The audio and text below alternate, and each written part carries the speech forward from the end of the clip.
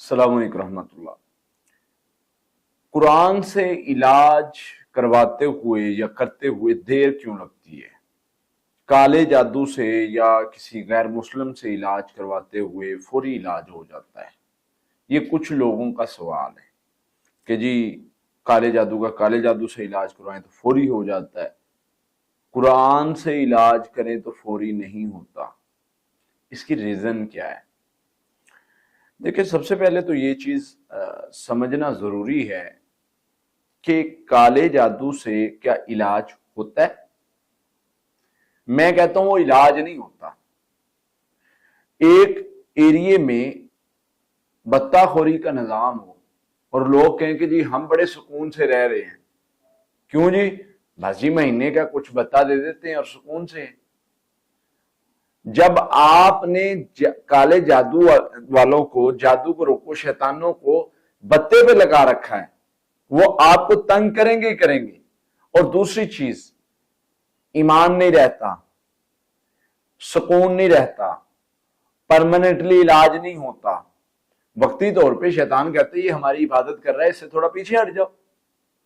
اور یہ آپ لوگوں کی غلط فہمی ہے کہ کالے جادو سے فوری علاج ہو جاتا ہے۔ وہ ہمارے استاد مثال دیا کرتے تھے، کوئی ان سے آگے پوچھتا نا جی کالے جادو سے علاج، وہ کہتے وہ کبھی گندگی سے بھی برتن صاف ہوئے ہیں؟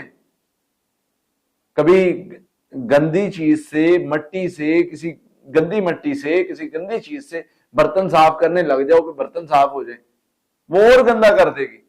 تو جادو بھی کم معاملہ اسی طرح ہے۔ اب آتے قرآن سے دیر تک علاج ہوتا ہے اور بہت ٹائم لگتا ہے، یہ آپ لوگوں کی بھول ہے، غلط فہمی ہے آپ کی۔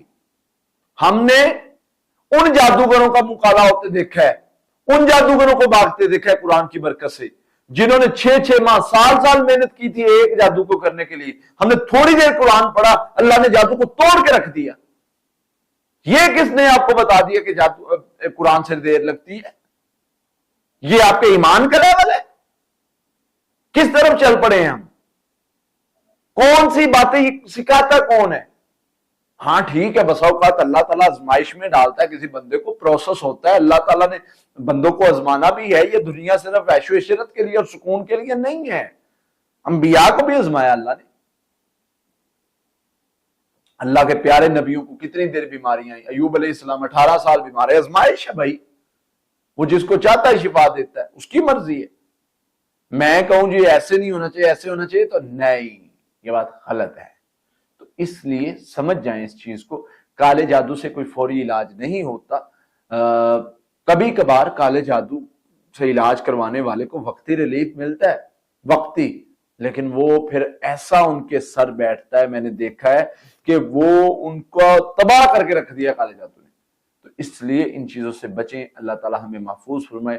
قرآن سے علاج کروائیں، جو شفا بھی ہے، رحمت بھی ہے، برکت بھی ہے، آپ کے لیے عبادت بھی ہے، آپ کے لیے دنیا میں بھی برکت، دنیا میں بھی رحمت، آخرت میں بھی رحمت۔